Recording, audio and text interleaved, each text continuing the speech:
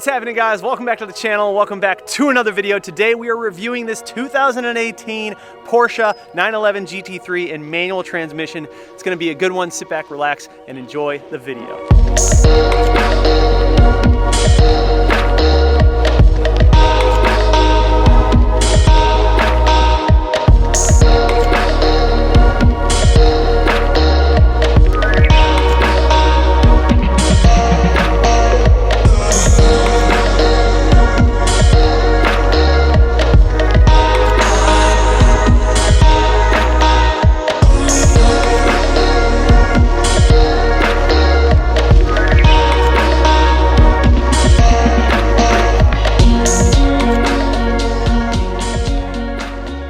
Today we are back at Molinaro Motor Cars and we are actually going to be driving the manual GT3.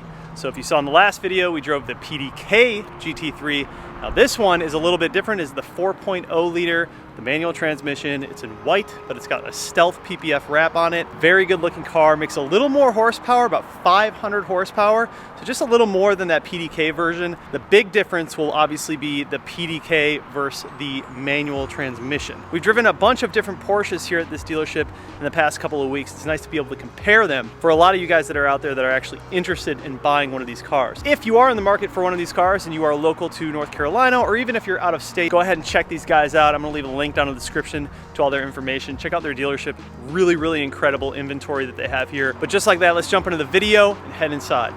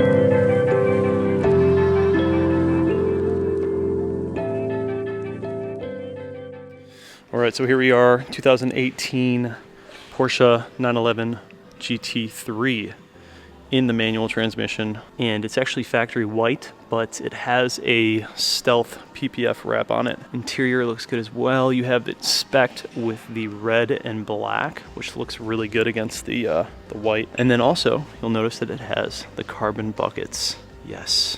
Cannot wait to see what these feel like. So that's really one of the only options that I haven't quite felt out yet. They certainly look amazing, especially with all the Alcantara. So the differences here, we have the manual versus the red one that we drove last time was the PDK. Of course, we drove the Cayman GT4 in manual, but this is quite a different car from the GT3. So it is a 4.0 liter flat six, naturally aspirated, making about 500 horsepower. This model is a 2018, and yeah, looks really good. Let's hop in and go for a ride and see what it's all about.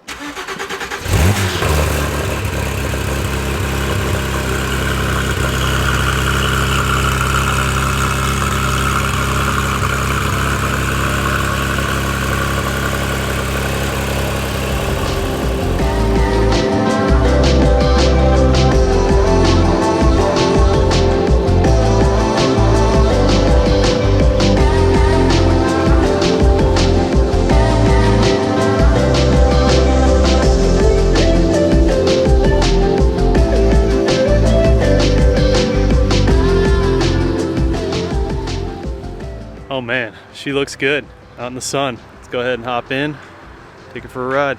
First things first, let's see what we got. Carbon buckets. I really like the Alcantara with the red trim. Very nice. Porsches all have a distinct smell.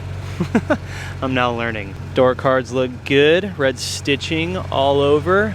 First time sitting in the buckets. They're very comfortable once you're in them, but they are tough to get into. It's pretty much impossible to avoid this, but man, once you are in them, you are in them. I also really like how Porsche's navigation is like really vivid and bright. It's so easy to see. I noticed that in the Cayman when I drove the Cayman. It was like super bright. So lots of carbon trim everywhere. Very nice. Got the extinguisher. These seats are nice. I like them, man. They cup you in. Very nice interior. Probably the nicest interior I've sat in when it comes to Porsches so far. All right, let's get on the road. Huh, interesting. It's a different feel from the Cayman, that's for sure.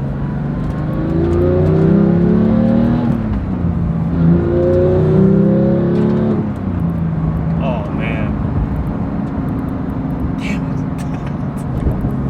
The manual just feels right in this car. It feels good. It feels good. It's got those characteristics of that Guards Red 911 I drove, but it's just that manual feeling. It's just, oh, I love it. It's so good. Porsche does manual so well, you guys. This steering wheel I really like too. It's very stripped down. Wow.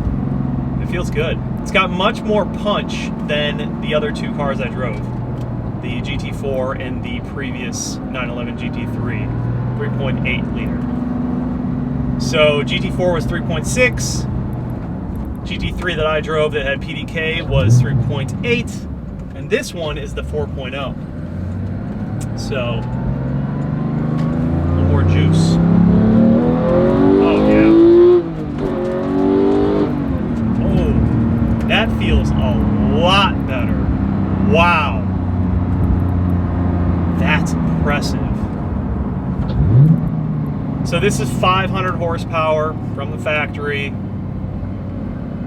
It feels really good. So the other two that I drove just had that sort of like linear NA sort of lag until you got to the higher RPMs. Now the gearing is obviously a little bit different in the manual GT3, but it feels really, really nice. As far as suspension and chassis, feels very similar to the Guards Red GT3 that I drove. Very firm, very stable, planted on the ground. You hear everything in these cars. They're so raw, but that's part of the experience of driving a Porsche GT3, is just feeling and hearing everything. If you want a car that is a little more like numb and comfortable, this isn't the car for you. This feels like a race car. When you're in it, it feels like a track car. Because it is a track car, let's be honest.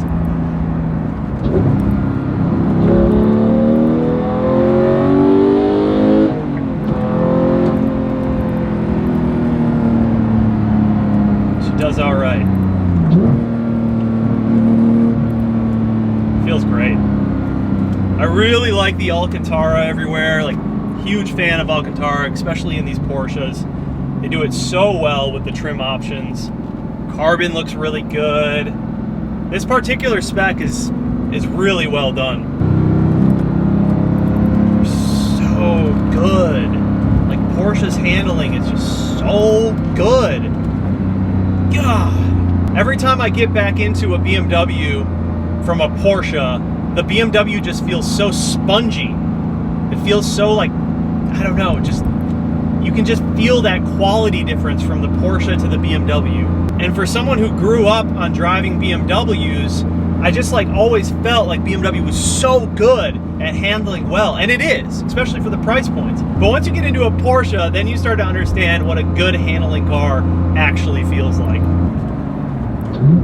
I'm really impressed by the peppiness in this car. You know, like some of these NA cars, they just kind of feel sluggish until you get up to the higher RPMs, but this car, it goes immediately. As soon as you hit the accelerator, man, it goes. I just feel like with these types of cars, once you get to this level of car, you really don't have to modify anything. Like, it came from the factory, really well set up. Man, there's something about these cars, like there's the transmissions in the Porsches, the clutches, everything just feels so good.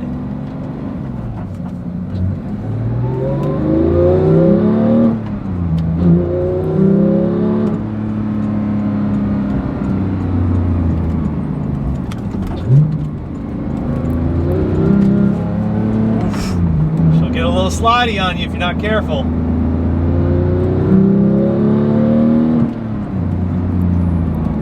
It's got race pads on it, so they're a little bit squeaky.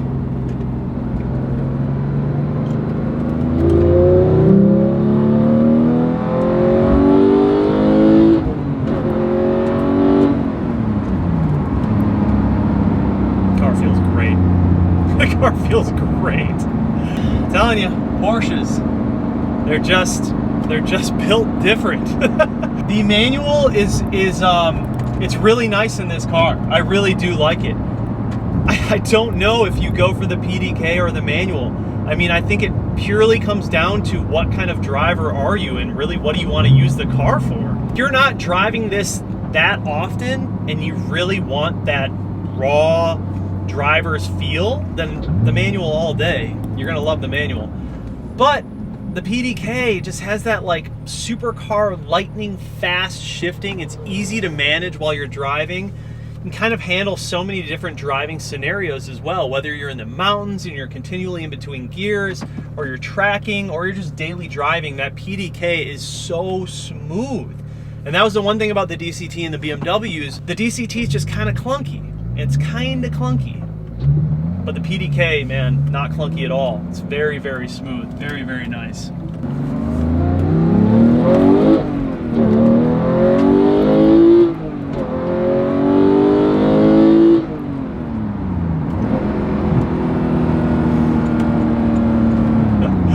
This car feels great, man. It feels so good. So this one is going to be priced up even a little bit higher than the previous 911 GT3 that we drove, so it's not a cheap car.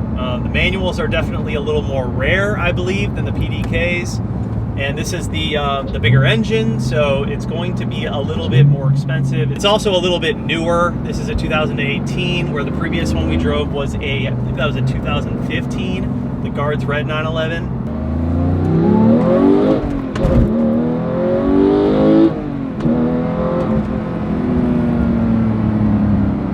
It's just violent. Like, the car is just violent going through the gears. But I love it. You just feel everything. It's just so, it's so raw. I know I say that a lot, but it's such a raw feeling car.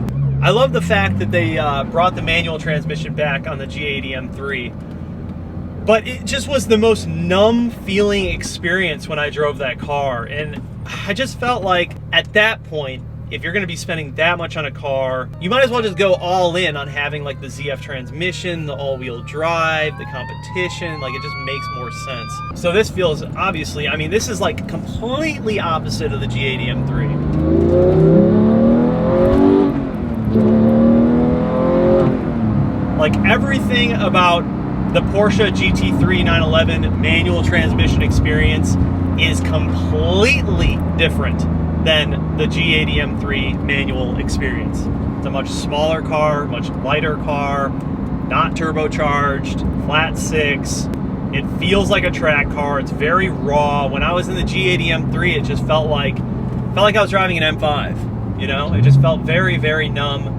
Not an exciting experience, in my opinion. I feel like it's a great car, and I feel like it's made really well. For those people that want to spend that kind of money on that car, you really have to be like an M3 diehard fan, I think, to buy that car. But I just felt like it fell short for me. And especially if you're going to be spending that much money, you can't be buying a car for that much money that you're just kind of like, it's okay. You know what I mean?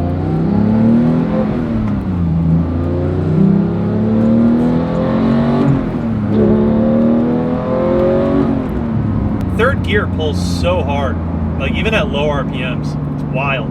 As much as I really like the manual, and the driver in me says yes, manual, I just feel like the PDK is the move in these cars. And I know that to some of you that might sound absolutely crazy, but once you drive both of them, it makes a little more sense. You're not going to go wrong when you buy this car either way. Like, you made the right move when you buy a 911 GT3, let's be very clear.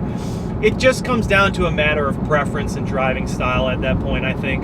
For me personally, and how I see myself using the car, I think that PDK would make the most sense. What do you guys think about the stealth white, the matte white? To be honest, I'm not really a big fan of matte white cars, but I think that this car can kind of like pull off any color, if I'm being honest. It's like, no matter what color you put on it, it's still a 911 GT3. The way that Porsche does manual transmissions is so good. It's so good. It's everything that you want out of a manual transmission. It's super solid, sturdy. You can feel the gears like running through it. I love it, man. The downshifts sound amazing. These cars are already so low and so wide that the handling is just on another level. So whenever I buy, you know, my BMWs or even my Supra, I'm always trying to figure out how can I make this thing handle so much better almost immediately. You know, looking at different suspensions, strut braces, sway bars, things of that nature. But with these cars, you just buy this car and drive it. You don't need to do anything. And that's one of the big things with Porsche, and that's really what has me wanting one next. They're just made with performance in mind the entire time, and it's a performance vehicle. Still getting used to that clutch a little bit. It's interesting because it has like an initial bite, and then it gets a little bit like spongy, and then it catches. It's interesting. It's not like other clutches. Even the GT4 clutch felt a lot different than this clutch. It's not tough by any means. You just have to sort of get used to it.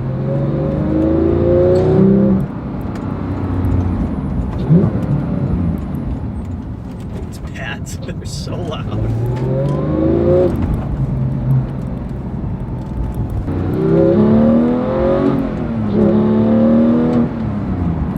So the other one we drove had the front lift. This one does not, which means we take angles very, very aggressively. I'm pretty used to not having a front lift on these cars, but you definitely have to, it's a different style of driving for sure. The front lift was really nice on the Guards Red GT3. It's really fast too. And it goes up pretty far. It gives you a lot of room. Well, that was a great experience. And I'm glad I got to drive the manual because it is a lot different than the manual in the GT4. And I was kind of just like basing the experience off of how that one felt. But this one it's entirely different than the GT4. It's not the same. So these carbon buckets. it was a must for me in the beginning, and now, yeah, I don't think I would do them. They're very tough to get in and out of. And when I did mention earlier that, you know, I wanted carbon buckets in my GT4, I had a few people that actually owned GT4s with previous carbon buckets, and they were like, no, you don't. And now I get it. I totally get it. Also, from what I understand, like resale value on like the GT4 with carbon buckets is not as good. I think with a car like this is more of a track car. I don't know how like streetable this car would be. I would prefer that, you know, the one I bought would be a little more daily driving friendly. Not that I would daily drive it, but I would definitely want it to be a little more daily driving friendly. And I felt like the Guards Red that we drove was perfectly set up for like just a street car. It had the front lift, it had the normal seats, it had the PDK. It was like perfect to drive on the street. And then also if you just wanted to track it or anything, you could do that as well. The stealth white is pretty interesting. I'm not a huge fan of matte white cars, but I will say that on this car, it does look pretty good. These things are just wicked, man. GT3s are such badass cars. You got these scoops in the back, the engine. So sick. I am full-blown Porsche fanatic. It's happened. It's already happened. I know you guys have seen it happening slowly over the past few Porsche videos, but I'm completely in love, man. There's no doubt about it. I do have to say that 500 horsepower makes a very big difference in the way that these cars drive. The Cayman GT4 for me it's a little bit sluggish. And I know when I first made that video, I was like, yeah, it's okay. Like we got the Supra's pretty fast. You have to understand the Supra is making 500 wheel horsepower. So that's like 550 horsepower, 560 horsepower, somewhere in there to the crank. This car is making 500 horsepower to the crank. So the Supra is still faster than this car. I feel like if you're buying a car at this caliber, the 385, I believe the Cayman GT4 has 385 somewhere in there, horsepower just isn't quite going to quench that thirst. I feel like it would just feel a bit sluggish for me in the long run. This or the previous GT3, the 2015 911 that we drove, would definitely be the move for me. At the minimum, it would have to be the 2015 911 GT3 because that had 485 horsepower and this one has about 500. And you can definitely feel the difference. You can definitely feel the difference in that little bit of horsepower. Porsche just does horsepower differently. It is very exciting. There's a lot going on when you're driving these cars. It just feels fast. I think that that's also why the GT4, it was still okay. Even though it only had 385 horsepower, it still felt all right because you were still driving a Porsche GT car. Anyways, this is a fantastic car. If you guys are interested in buying a Porsche or any like supercar for that matter, make sure you check out Molinaro's inventory. They have plenty of beautiful cars for sale. I'm pretty sure I would go for the PDK. I've been reading the comments and they have been pretty much split. You guys have been all over the map between the GT3s and the GT4s, the manuals and the PDKs.